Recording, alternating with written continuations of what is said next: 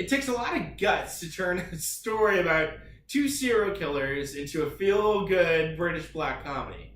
But that's exactly what John Landis has done.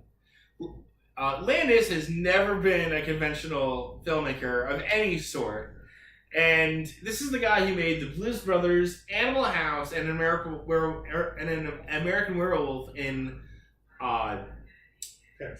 No, London. London.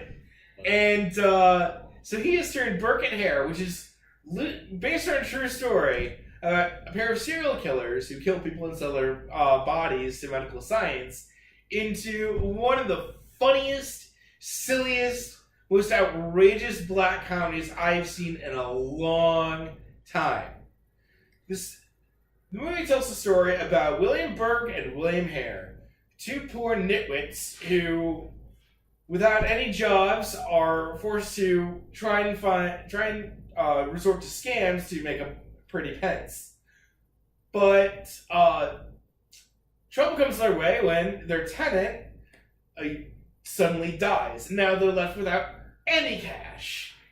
Desperate, they try to get rid of the body, and a local hood tells them that he can sell it to Dr. Knox for big money. And so this gives them an idea. Since the militia is cracking down on grave robbing, they'll undercut it by killing people and then selling their bodies to medical science. And this begins an outrageous comedy of manners about the most absurd and fiendishly evil things that a person can do. But at the same time, this movie is uproariously funny. It has me howling from beginning to end every time I watch it. I really love this movie. It's a 3.5 out of 4 for me.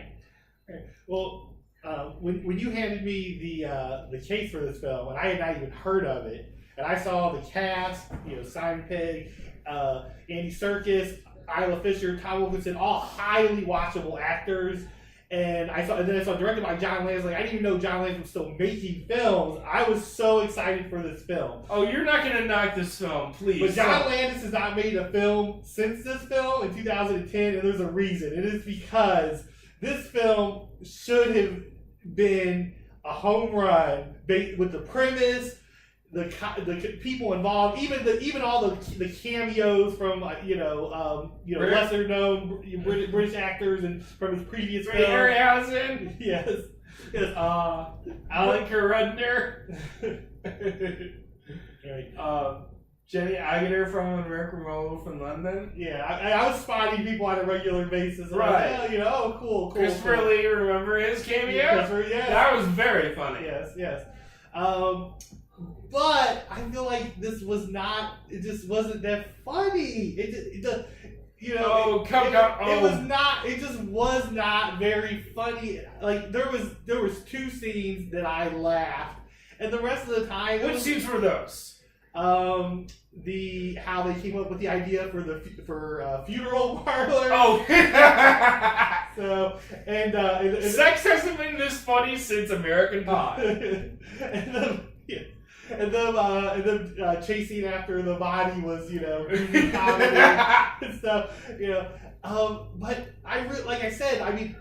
It was watchable because of these actors on screen, but I was expecting to like this so much more, to laugh so much more, and I'll give it another chance because of who's involved. Because sometimes maybe certain comedies you're not in the mood or whatever. But I was in a good mood. I was watching it, and I just didn't laugh that much, and I can only give it a 2, which is a mild not recommendation for me.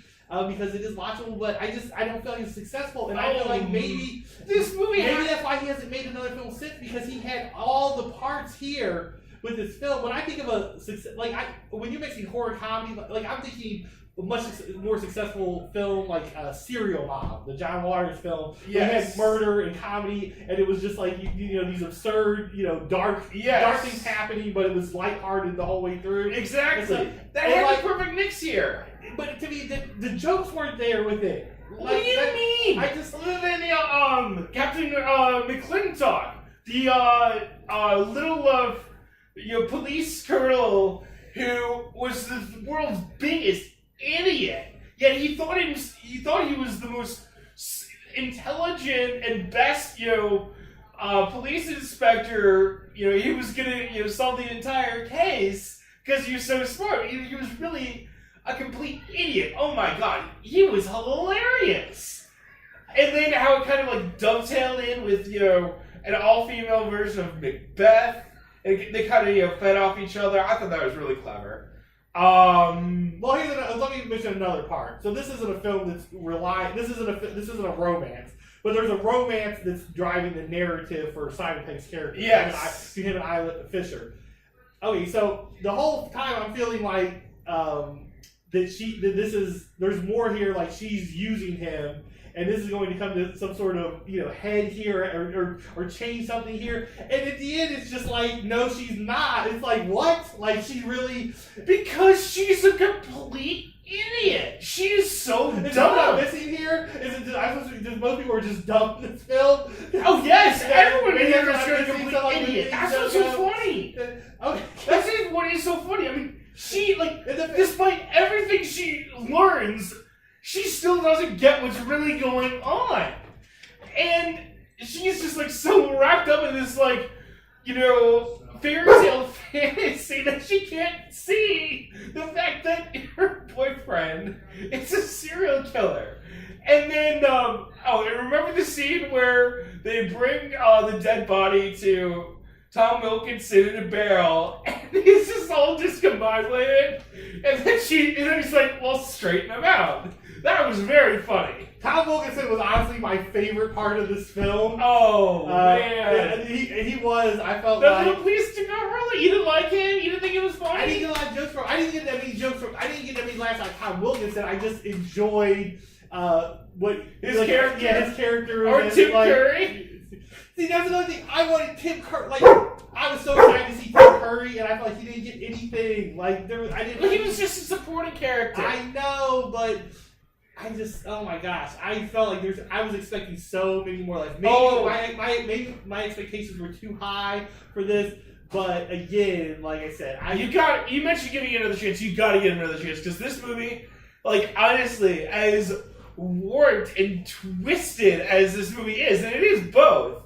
I mean, it is just cheerfully offensive and in the worst possible taste, but that's what makes it so funny. I mean, this movie is hilarious. Well, I have a family member who is both a huge Simon Pegg fan and British humor. So I think I'm going to watch it again with them. And that'll give me a better idea. I think maybe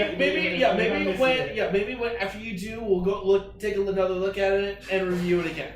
Okay. But right now, I give it 3.5. I think it's one of my new favorite comedies. And for some reason, he just had an off day and he didn't like this movie, but just ignore him because when he sees it again, he's going to love it.